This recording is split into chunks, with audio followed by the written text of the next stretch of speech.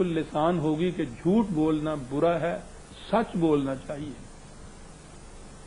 اور آپ سوچئے تو صحیح کہ تاریخ میں کوئی دور ایسا ملتا ہے کہ جہاں انسانوں نے سب نے سچ ہی بولا ہو، جھوٹ چھوڑ دیا ہو؟ آج بھی بتائیے کہ دنیا میں کوئی خطہ ایسا ہے؟ تو کیا اس سے یہ مانا جائے گا کہ یہ اصول جو تھا یہ اصل میں غلط اور باطل ہے، کہ سچ اچھا ہے اور جھوٹ برا ہے؟ یہ تسلیم کرنے کے بعد بھی کہ کہیں اس کے مطابق کوئی نظام قائم نہ ہوا ہے، نہ آج بھی ہے، پھر بھی مانا جا رہا ہے کہ اصول یہ واقعی اپنی جگہ نہایت بلند ہے۔ اس کے بعد اگر یہ نہیں ہوا تو اس لیے کہ وہ انسان جنہوں نے اس کو قائم کرنا تھا وہ ایسے نہ رہے کہ جو اس کو قائم کرتے۔ وہ ان انسانوں کی کمزوری ہے، ان اصولوں کی، ان نظام کی کمزوری نہیں ہے۔ یہ جو نظام ہے آج بھی ہم اس کو جب پیش کرتے ہیں تو ان اصولوں کے متعلق کوئی بھی یہ نہیں کہہ سکتا یا کہتا کہ یہ ناممکن الامر ہے کہ یہ باطل کے ہے۔ میرے پاس تو آتے ہیں یہیں کے نہیں نوجوان، دنیا بھر کے بڑے بڑے دانشور بھی آتے ہیں، یہ سوال ہوتا ہے ان کے ہاں، وہ یہ سوال کرتے ہیں آ کر کہ پھر کہاں ہے وہ اسلام، کہاں ہے وہ نظام؟ اور اگلی بات یہی کہ اس کے تو معنی یہ ہیں کہ یہ امپریکٹیکیبل ہے، ناممکن العمل ہے، یہ سوال کرتے ہیں۔ اور جب میں ان کے سامنے اسلام یعنی دین یعنی قرآن کے اصول پیش کرتا ہوں تو ان میں سے آج تک کسی ایک نے بھی یہ بات نہیں کہی کہ یہ اصول غلط ہیں یا ناممکن العمل ہیں۔ میں ان سے پوچھتا ہوں یہ کہ اب دنیا آہستہ آہستہ یہ انہی اصولوں کی طرف غیر شعوری طور پر آ رہی ہے یا نہیں کہ جو یہ قرآن نے پیش کیے تھے؟ کسی نظام کے قائم کرنے کا یا اصولوں کو متشکل کرنے کے دو طریقے ہوتے ہیں، یا تو وہ بائی ریولیوشن آ جائیں، کسی ایک دور کے اندر ایک جماعت اٹھ کے کھڑی ہو جائے انسانوں کی، اس قسم کے اس نے کردار کے حامل انسانوں کی کہ جو تھوڑے سے وقت کے اندر اس کو قائم کر دیں۔ وہ نہ رہے اور اس کے بعد وہ انسان ایسے نہ ہوں جو اس کو یوں قائم کریں، تو پھر یہ زمانے کے تقاضے سے آہستہ آہستہ آگے بڑھتا ہے۔ اسے کہتے ہیں عقل کا تجرباتی طریق، ٹرائل اینڈ ایرر۔ وہ عقل ایک نظام اپنے ہاں تیار کرتی ہے، سمجھتی ہے کہ اس میں انسانیت کی فلاح کا راز ہے، کچھ عرصے کے بعد جا کے وہ دیکھتی ہے کہ نہیں یہ ناکام رہا، اس کو چھوڑ دیتی ہے۔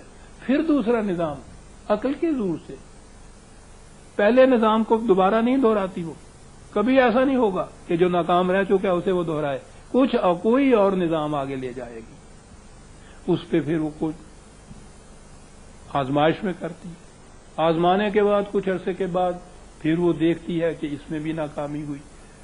ان نظاموں کی جو خوبیاں ہیں ان کو عقل ساتھ لے کے پھر آگے بڑھتی جاتی ہے، آہستہ آہستہ بڑھتی جاتی ہے۔ اس کے لیے عرصہ تو بڑا لمبا لگتا ہے، بہت طویل مرحلے ہوتے ہیں جس کو طے کرنے پڑتے ہیں۔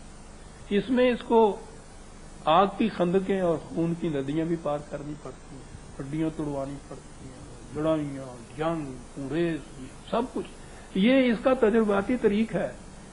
وہ جو طریق انقلابی تھا نا اس میں یہ چیزیں نہیں ہوتی، اس سے یہ سب کچھ ہوتا ہے۔ آپ دیکھیے اس 1300 سال کی تاریخ میں عقل انسانی اپنے تجرباتی طریق سے جس سمت کی طرف چلی جا رہی ہے وہ ہے جو قرآن نے متعین کی ہے انسانیت کے لیے، یا اس کے خلاف سمت میں جا رہی ہے؟ مثال کے طور پر قرآن نے اس دور میں سب مسلمہ طور پہ ساری دنیا میں غلامی جو تھی اس کو معاشرے کا جز قرار دیا جاتا تھا، ایک آواز نہیں اٹھتی تھی اس کے خلاف، یونان کے حکماء سے لے کے اور عرب کے جوہراء تک۔ قرآن نے آ کے کہا کہ یہ انسانیت کی تذلیل ہے، کوئی انسان دوسرے انسان کا غلام تو ایک طرف محکوم نہیں ہو سکتا۔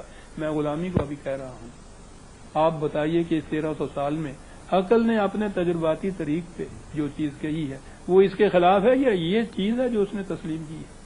آج دنیا میں کہیں غلامی نظر نہیں آتی، اور جب اسلام نے قرآن نے یہ بات کہی تھی تو دنیا میں کہیں یہ اعلان نظر نہیں آتا کہ غلامی وجہ تذلیل انسانیت ہے۔ قرآن نے یہ کہا کہ کہ یہ انسانوں کو چھوٹے چھوٹے ٹکڑوں کے اندر بانٹنا جو ہے یہ سب سے بڑا فساد ہے. یہ آپس میں ان کا ٹکراؤ ہوگا، فسادوں میں ان کا ہوگا، کبھی امن قائم نہیں آ سکتا.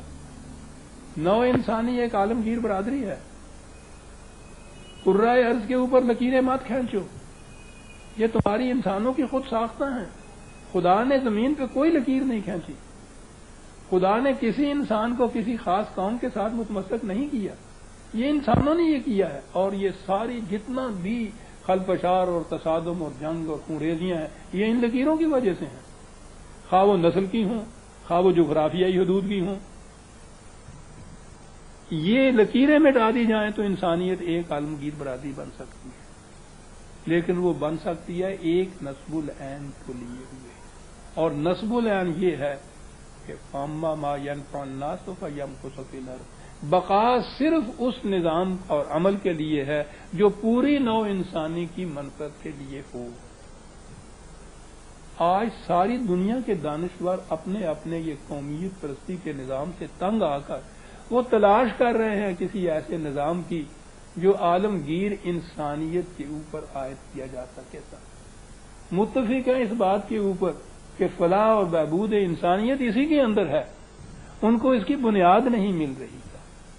آج ان کو کوئی یہ چیز بتانے والا ہو تو میں سمجھتا ہوں کہ دنیا کے یہ بڑے بڑے دانشور جو واقعی تنگ آ گئے ہوئے ہیں موجودہ نظام سے وہ لبیک کہیں اس کے اوپر. اور اگر کہیں یہ عملاً متشکل ہو جائے تو جیسا میں نے عرض کیا تھا اس مملکت، اس قوم، اس خطۂ زمین کو امامت نو انسانی کی حاصل ہو سکتی ہے. سر پاکستان کے حصول کے لیے جذبہ محرکہ یہی تھا. اقبال کے اس خطبے کو آپ پڑھیے، وہ تو ایک نصاب کی طرح پڑھانے کی چیز ہے، جو اس نے کہا تھا کہ یہ چیز یہیں کے مسلمانوں کے حق کی بات نہیں، عالمگیر انسانیت کی فلاح و بہبود کا راز اس میں ہوگا اگر یہ نظام قرآن کا اس خطۂ زمین کے اندر قائم ہو گیا تو. اور واقعہ ہے یہ وہاں قائم ہوا تھا چند سال کے عرصے میں. آپ دیکھیے کہ کتنا بڑا دور رس اثر اس کا ہے. یہ اگر اس کا اعادہ یہاں ہو جاتا، ریوائیو ہو جاتا، احیاء اس کا یہاں ہو جاتا، نو انسانی کی امامت ہو جاتی. انسانیت آ رہی ہے اسی طرح. اس نے مذہب کے خلاف اعلان کیا، پیشوائیت کے خلاف اعلان کیا. میں نے جیسا ابھی عرض کیا مذہب تو دنیا سے قریب قریب میٹ ہی رہا ہے. مذہبی پیشوائیت کہیں بھی تھیوکریسی کی حالت میں نہیں ہے تو یہ مسلمان کی حالت یہاں مذہب ہے. ابھی قرآن نے تو اس چیز کو بدلا. تو انسانی عقل و فکر جو ہے اپنے ٹرائل اینڈ ایرر کی بنا پہ بھی جس طرف آ رہی ہے، اسلام کے کسی اصول کے خلاف نہیں وہ جا رہی. اس کا اسی طرف قدم اٹھ رہا ہے، اس میں تاخیر ہو رہی ہے، دیر ہو رہی ہے. اور اس دیر ہونے میں جو انسانیت ذبح ہو رہی ہے اس جرم کا، یہ میں کہوں گا کہ اس کا گناہ جو ہے، وہ جرم جو ہے اس کی پاداش میں مسلمان ذمہ دار ہے. اس کا کسی اور قوم کے پاس دنیا کے اندر وہ اصول نہیں ہے کہ جو انسانیت کو اس تباہی سے بچا سکے. ان کے پاس ہے وہ قرآن، اور یہ جو اس قرآن کے ساتھ کر رہے ہیں وہ ہمارے پاس سامنے. قرآن نے جو کہا ہے نا کہ ان قوموں کو دوہری سزا دی جائے گی، اور دوہری سزا کے متعلق کہا ہے اس نے اس لیے کہ ایک تو یہ آپ مجرم تھے، خود ڈوبے تھے، دوسرے ان کی وجہ سے انسانیت تباہ ہوئی تھی. تو ہمیں تو یہ دوہرا عذاب مل رہا ہے. تو اس لیے یہ چیز جو ہے وہ نوجوان اس اصول سے، عمرانیت کے اس اصول سے بے خبر ہے، تاریخ کے ان حوادث سے بے خبر ہے کہ نظریات جو اپنی بنیادوں میں ایسی خصوصیت رکھتے ہوں کہ جن میں قائم رہنے کی، جن میں غیر متبدل ہونے کی صلاحیت ہو، وہ کبھی باطل نہیں قرار پاتے. اگر انسانوں کی جماعت اٹھ کے خود اس کو کھڑا نہیں کرتی، زمانے کے تقاضوں کے ساتھ وہ آگے بڑھتے ہوئے چلے جاتے ہیں. دیر لگ جاتی ہے لیکن وہ ناکام کبھی نہیں رہتے. اب یہ چیز جو میری آنکھیں دیکھ رہی ہیں، میں نے ابھی